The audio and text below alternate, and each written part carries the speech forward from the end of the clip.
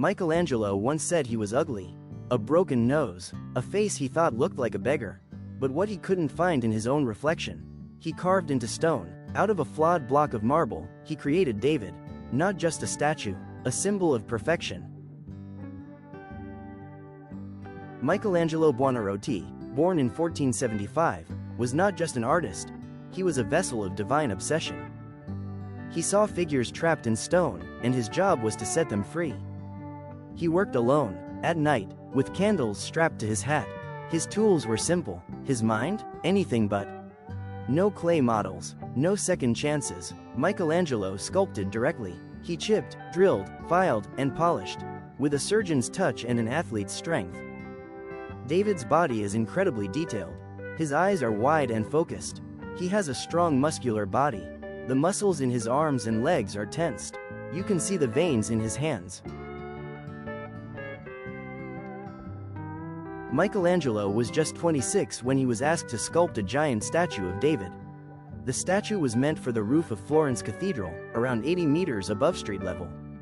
Just 2 years earlier, Michelangelo had carved the breathtaking Pietà in Rome, a masterpiece of grace and sorrow, which crowned him a prodigy. The marble for the statue of David was a huge problem. It sat unused for 50 years. Too narrow and cracked, 2 sculptors had failed to carve David from it. But Michelangelo? He didn't see flaws. He saw David as an opportunity.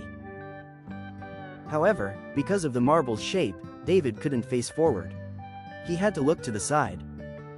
Further, David had to be carved in contrapposto. One leg bent, one straight, to fit around the hole. The story behind Michelangelo's David was the original story, wherein a teenage shepherd defeats a giant with just a sling. Most artists showed David after the victory, standing over Goliath's severed head. But Michelangelo? He chose the moment before. Michelangelo didn't show David after the battle.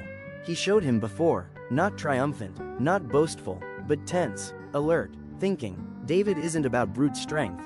He's all reason and willpower, the perfect Renaissance, thinking man. This isn't the boy who won. It's the man who's about to risk everything. Took 4 days and 40 men to move it from Michelangelo's workshop. David was placed facing Rome, a symbolic act of defiance.